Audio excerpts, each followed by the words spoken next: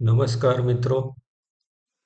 તારીખ 12 જૂન 2025ના દિવસે આપણે સૌ જાણીએ છીએ કે એર ઇન્ડિયાની ફ્લાઇટ નંબર એઆઈ 131 એ દુઃખદ રીતે ક્રેશ થઈ હતી, જેમાં 260 જેટલા લોકોના મૃત્યુ થયા હતા. તો આ ફ્લાઇટ બાબતે સરકારશ્રીએ જે કમિટી નિમી હતી, એ કમિટીનો પ્રાથમિક રિપોર્ટ આવી ગયો છે. એ પ્રાથમિક રિપોર્ટના આધારે એની અંદર શું આપ્યું છે અને શું છે એના વિશેની માહિતી આપણે આજના આ વિડીયોમાં જોઈશું. તો શું આ અકસ્માત ફ્યુઅલ સ્વિચ બંધ કરવાથી થયો હતો? બંને પાયલોટ વચ્ચે છેલ્લી વાતચીત શું હતી? મેડે કોલ ક્યારે થાય અને કોલ પછી શું એક્શન લેવાય? શું જરૂરી એક્શન આ કોલ પછી લેવાયા હતા? વિમાનની અકસ્માત સમયે સ્પીડ કેટલી હતી? તપાસ સમિતિના સભ્યોમાં કોણ કોણ છે? સંપૂર્ણ રિપોર્ટ ક્યારે આવશે? રેટ કોને કહેવાય અને તેનો શું ઉપયોગ હોય છે? તો આ બધી માહિતી આપણે પ્રાથમિક રિપોર્ટના આધારે જોઈ અને સમજવાનો માટેનો પ્રયત્ન કરીશું. તો રિપોર્ટના શરૂઆતના 2-3 પાનની અંદર તો રિપોર્ટની સંપૂર્ણ જનરલ ઇન્ફોર્મેશન આપેલી છે. અગત્યની માહિતી એ પાન નંબર 4 પરથી શરૂ થાય છે. કુલ 15 પાનનો રિપોર્ટ છે. એમાંથી પાન નંબર 4 પર જે વિમાન છે, જે અકસ્માત સમયે જે વિમાન હતું એની એક જનરલ માહિતી એ ત્યાં આગળ આપેલી છે. કે આપણે અહીંયા આગળ જોઈ શકીએ છીએ કે ભાઈ બોઈંગ 787-8 વિમાન હતું. એનું રજિસ્ટ્રેશન ઇન્ડિયામાં VTANB એર ઇન્ડિયા ઓનર તરીકે થયેલું હતું.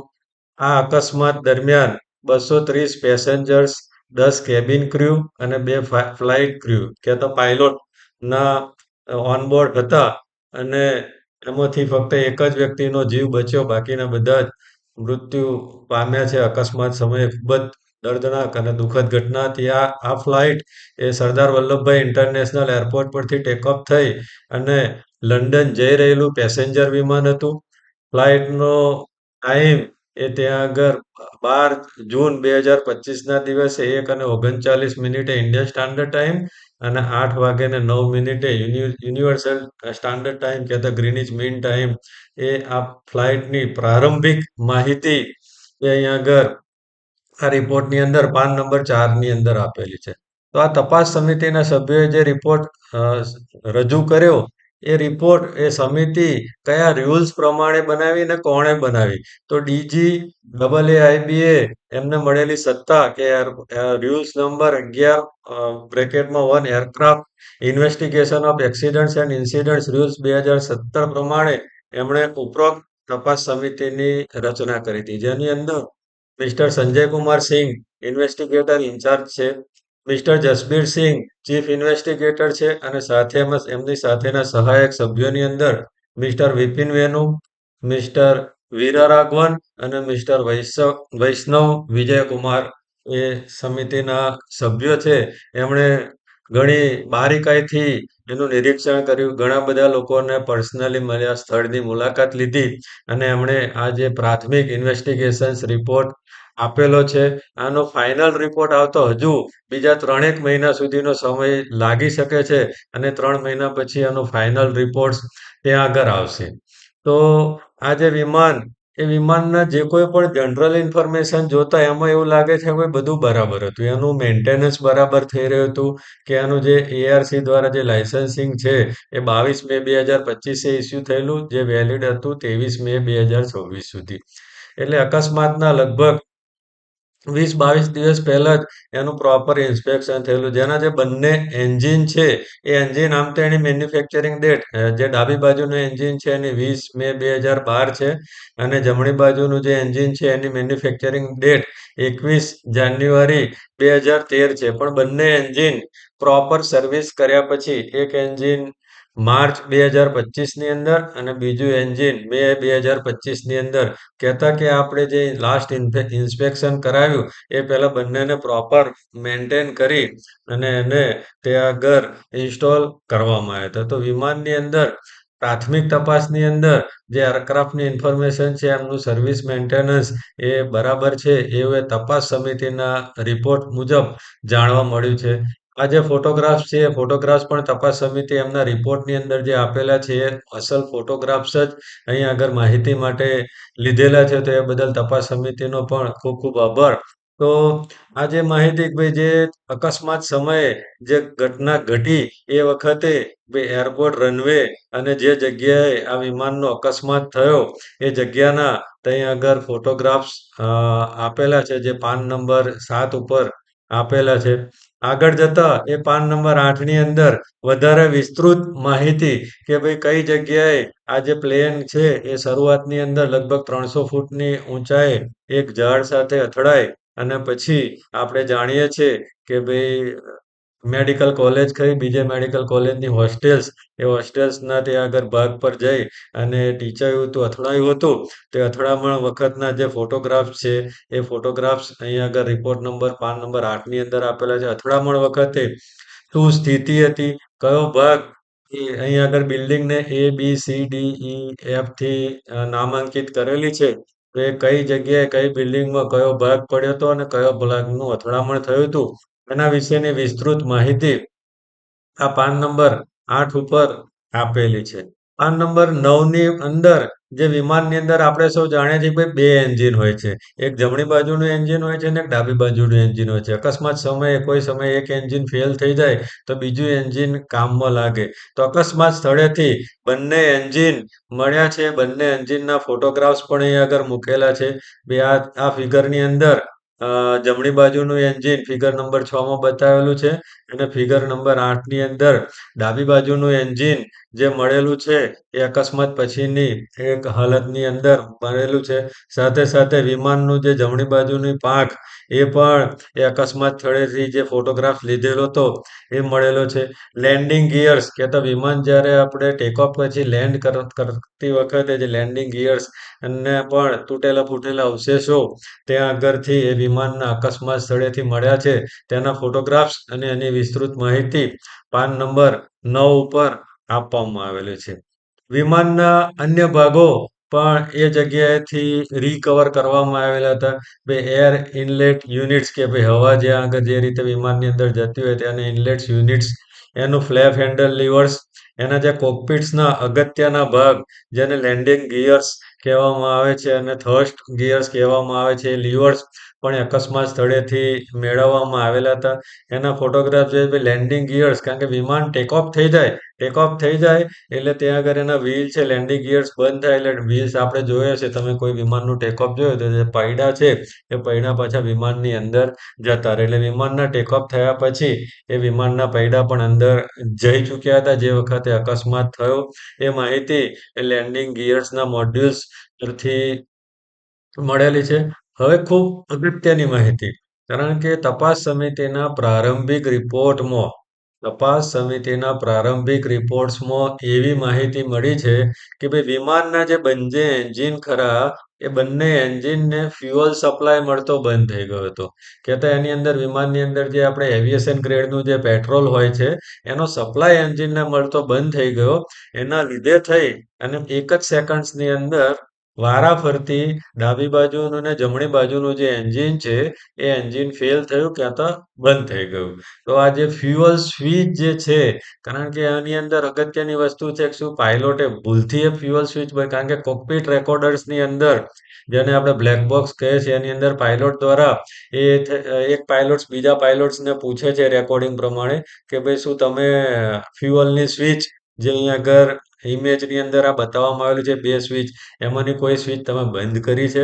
તો બીજા પાયલોટ તરત જવાબ આપે છે કે ભાઈ ના મેં બંધ નથી કરી. એટલે ત્યાર પછી ખબર પડે છે કે ફ્યુઅલ સ્વિચ બંધ નથી થઈ પણ બીજી કોઈ રીતે ટેકનિકલ ખામીને લીધે તો બીજી શું રીતે એ ફ્યુઅલ સપ્લાય બંધ થયો જેની માહિતી આપણને જે ફાઇનલ રિપોર્ટ્સ આવશે એની અંદર મળશે. પણ પ્રિલિમરી રિપોર્ટ્સની અંદર એવું માહિતી મળે છે કે બંને ફ્યુઅલ સ્વિચ એ ઓન કન્ડિશન્સની હતી.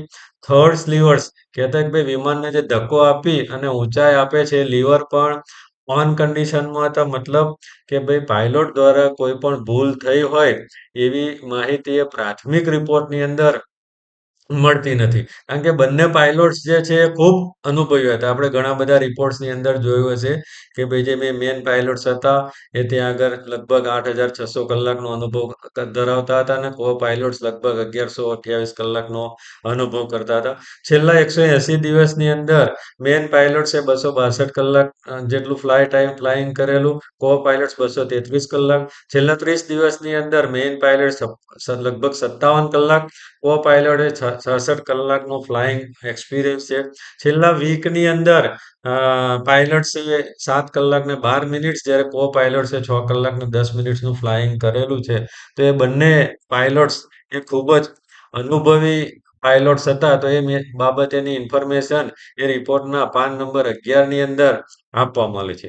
અકસ્માત વખતે એરપોર્ટના રનવેની સ્થિતિ શું હતી અને એ ટાઈમે વેધર શું હતું એ બાબતેની માહિતી પણ આપેલી છે. અહીં આગળ જે સમય છે એ યુનિવર્સલ ટાઈમ કે તો ગ્રીનિચ મીન ટાઈમ છે, પણ એને આપણે ઇન્ડિયન ટાઈમમાં કન્વર્ટ કરીએ તો લગભગ 1:39 આજુબાજુ જે છે વેધર એ પ્રોપર હતું. વિઝિબિલિટીઝ કહેતા જોઈ શકવાની સ્થિતિ એ 6 કિલોમીટર સુધીની વિઝિબિલિટી હતી.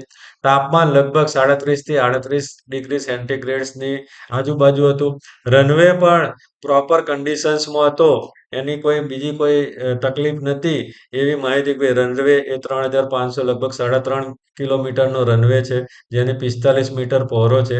તો એ રનવે પણ પ્રોપર કન્ડિશન્સમાં હતો. એ માહિતી એ પાન નંબર 11ના રિપોર્ટ્સની અંદરથી જોવા મળે છે.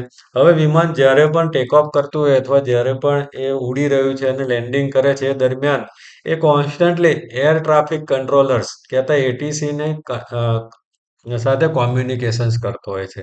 તો આ જે કોમ્યુનિકેશન્સ કરતો હોય એની જોડેથી પરમિશન લે કે ભાઈ હું ટેક ઓફ કરું, મને ટેક ઓફ કરવાની પરમિશન્સ મળી. તો એ જે કોઈ પણ ક્લિયરન્સ છે એ ક્લિયરન્સની માહિતી એ કોકપીટ રેકોર્ડર્સ કહેતા આપણે બ્લેક બોક્સ નીચે જે બંને ફિગર્સ બતાવેલી છે એની અંદર વિમાનની અંદરથી જે બંને રેકોર્ડર બરામદ થયા છે અકસ્માત સ્થળેથી, એના જે રેકોર્ડિંગના જે અંશો છે અને જે બંને વચ્ચે વાતચીત થયેલી હતી એ વાતચીતના અંશો ત્યાં આગળ પાન નંબર 12ની અંદર આપેલા છે. કે હવે ત્યાં આગળ એટીસીએ લગભગ ગ્રીનિચ મીન ટાઈમ પ્રમાણે પ્રોપર ટાઈમ પ્રમાણે લગભગ આપણા ઇન્ડિયન ટાઈમ પ્રમાણે 1:37 એ રનવે પરથી એમને ફ્લાય થવા માટેની ઇન્સ્ટ્રક્શન આપી, એને ક્લિયરન્સ આપ્યું અને એ ફ્લાઇટ છે ત્યાં આગળ ટેક ઓફ કર્યું. લગભગ 8:07 ને 33 સેકન્ડ યુનિવર્સલ સ્ટાન્ડર્ડ ટાઈમ પ્રમાણે એ વિમાને ટેક ઓફ કર્યું. ટેક ઓફ વખતે એની જે મેક્સિમમ સ્પીડ્સ જે એક્સિડન્ટ્સ પહેલા એ 180 kilo knots. Generally kilo knots એ એવિએશન ઇન્ડસ્ટ્રીઝ અને મરીન માટે વપરાતો શબ્દ છે. તો એને આપણે કિલોમીટર્સની અંદર કન્વર્ટ કરીએ તો લગભગ 330 થી 340 કિલોમીટર વચ્ચેની સ્પીડ એણે એચીવ કરી દીધી તેલી વિમાને. અને એ ટાઈમે બંને પાયલોટ્સને ખબર પડી કે ભાઈ વિમાનમાં ફ્યુઅલ સપ્લાય બંધ થયો છે. આગળ મેં જેમ વાત કરી, એક પાયલોટે બીજા પાયલોટને પૂછ્યું કે તમે ફ્યુઅલ સ્વિચ કેમ બંધ કરી? બીજા પાયલોટે કહ્યું કે ભાઈ મેં ફ્યુઅલ સ્વિચ બંધ નથી કરી. તો એ વખતે લાગ્યું કે ભાઈ હવે બચવા માટેની કોઈ સિચ્યુએશન નથી. જ્યારે આવું અકસ્માત થાય અને પાયલોટને કોઈ રીતે બચવાની સિચ્યુએશન્સ ના લાગે એ વખતે એક શબ્દનો ઉપયોગ કરતા હોય છે ભાઈ મેડે. મેડે MEYDAY મેડે કોલ એણે એટીસી કહેતા એર ટ્રાફિક કંટ્રોલર્સને કર્યો. આ વખતે બીજું કશું જ કરવાનું નથી હોતું. મેડે શબ્દ 3 વાર બોલવાનો, કારણ કે એકવાર કદાચ ભૂલથી પણ બોલાઈ શકે. એટલે રિપીટેડલી 3 વાર મેડે શબ્દ બોલવાનો હોય છે. મેડે, મેડે, મેડે. તો આ 3 વખત શબ્દ મેડે એટીસી સાંભળે એટલે એને ખબર પડે કે વિમાન એકદમ ઇમરજન્સી કન્ડિશન્સની અંદર છે. તો એને જે કોઈ પણ રીતે બચાવવા માટેની કન્ડિશન્સ કરી શકે, રેસ્ક્યુ માટેની ટીમને ઓપરેશનમાં લાવવાની હોય, એ બધી જ વસ્તુ એ ઇમિડિયેટ ઇફેક્ટથી કરતા હોય છે ભાઈ. વોર મોડ્સની અંદર કરતા હોય છે. તો આ જે મેડે કોલ પાયલોટ્સ દ્વારા કરવામાં આવે, પાયલોટ્સ દ્વારા સમય સૂચકતા વાપરી અને એ આપણે ઘણા બધું જાણીએ છીએ. ભાઈ હજારો લોકોના જીવ, કારણ કે એક હોસ્પિટલ્સની અંદર પણ એ ક્રેશ થઈ શક્યું હોત. એના જગ્યાએ પાયલોટે સમય સૂચકતા વાપરી અને હજારો લોકોના જીવ આપી પોતાની જે કુરબાની આપી છે એ હંમેશા માટે રાખવી જોઈએ, પણ એણે રાઈટ ટાઈમ મેડે કોલ કરી અને વિમાનને જેટલો બની શકે એનો જે 8,500 કલાકનો ઉપાડવાનો એમનો જે અનુભવ હતો, એને ઉપયોગમાં લઈ અને બચાવવા માટેના પૂરતા પ્રયત્નો કર્યા. આ વખતે બંને એન્જિન ફેલ થાય ને તે વખતે એક વિમાનની અંદર એક ત્રીજી પણ અ, એક બચવા માટેની સ્થિતિ હોય છે, જેને કહેવાય છે રેમ એર ટર્બાઇન્સ, જે નીચે અહીંયા આગળ લાલ સર્કલની અંદર બતાવવામાં આવેલું છે. અને એની ઇમેજ એ એરપોર્ટના જે કોઈ પણ સીસીટીવી વિડીયો છે એની અંદર કવર કરવામાં આવેલી છે.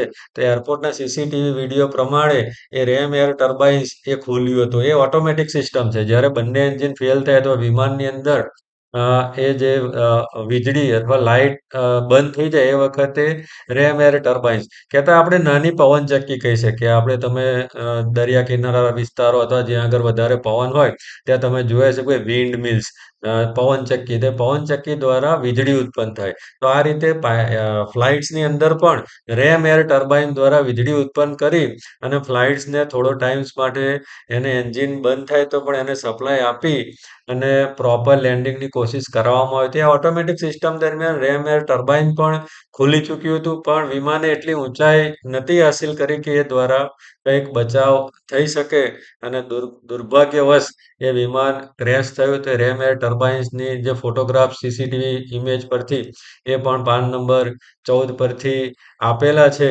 તો આ વિડીયોની તમામ માહિતી અને ફોટો જે છે એ તપાસ સમિતિના પ્રાથમિક રિપોર્ટમાંથી લીધેલી છે.